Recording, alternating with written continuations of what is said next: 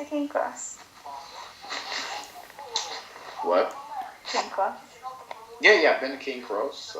Passed through there on my way to different jobs that I have worked.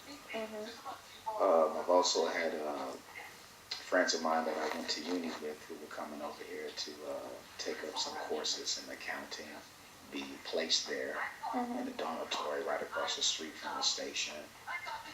And I've seen the changes from 2002 to present date. So that's how long I've been here, probably with maybe a year or two abroad in between that time. But consistently, I can speak about those years specifically from 2002 to 2014. And what are the changes that you from when I got here to now? It's interesting you asked that because when I first got here, I thought it was probably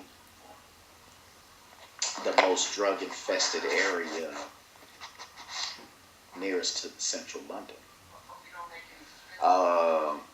It was, pretty rampant and pretty obvious of the environment that had taken over. Now, I couldn't speak about how it became like that because I'm only speaking about what I saw. But it was like that from the time I got here and maybe all the way up to, I think about, and I'm just kind of, guessing, I think around 2005, 2006, I started to see a bit of construction taking place, some reconstruction of certain things and modernization with the station and the area near the station. So that in itself I started to see a shift and change with the area. I couldn't say that it was for the better or for the worse, but during that period, it was probably a little bit more friendly looking atmosphere-wise than what I experienced when I got here in 2002.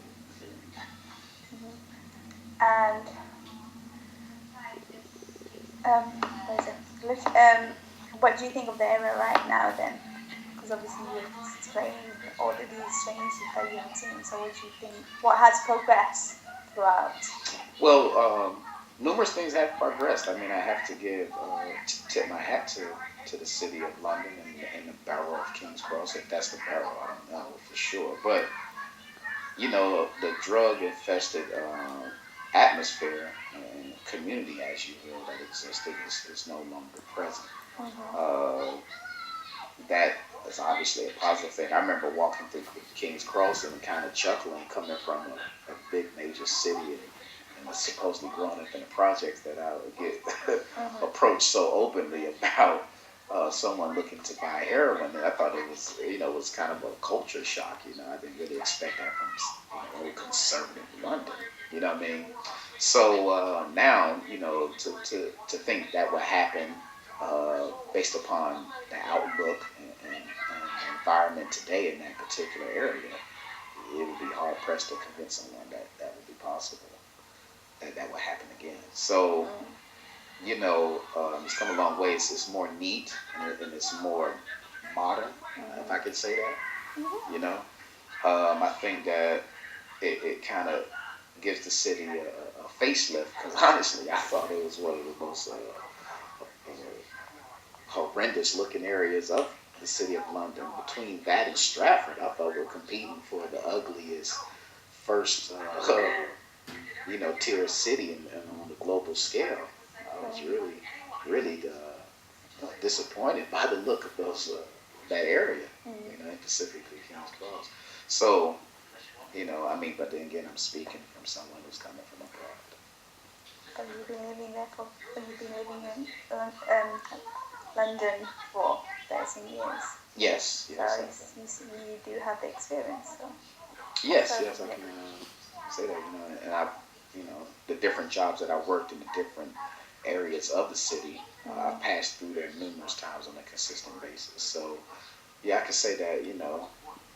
I can honestly say through that, rewinding that that footage, is that I could see particular changes where it's construction or things happening less that were occurring a little bit more in the past. So I can always see that it was some change going on, and obviously the Barrow was trying to invest and rectify the current, you know, reputation that it was holding. So, you know, it wasn't like they left it without any attention. I can see there was attention being played out throughout.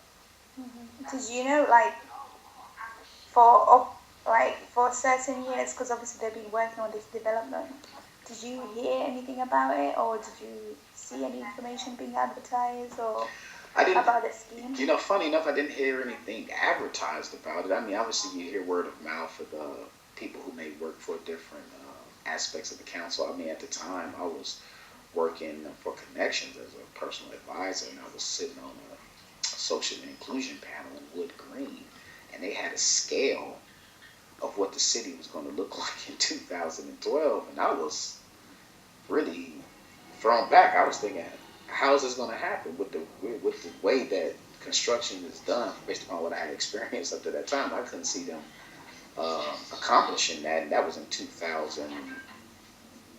I think 7. So that was before the Olympics, and so obviously the city had you know, new things that obviously the majority of us didn't. But I saw it, I just couldn't believe it. So, and that was just a glimpse. I was just lucky enough to be at a meeting where that was presented, that scale, the little model that they had presented to us in association of the changes that were going to be made to the education and the different schools that were going to be relocated. So I kind of had an idea, or you could say I was in the know. But at the same time, you know, I was wondering how this was going to happen. I was, you know, I take trips quite frequently, excuse me, out of Houston Station going over to Europe.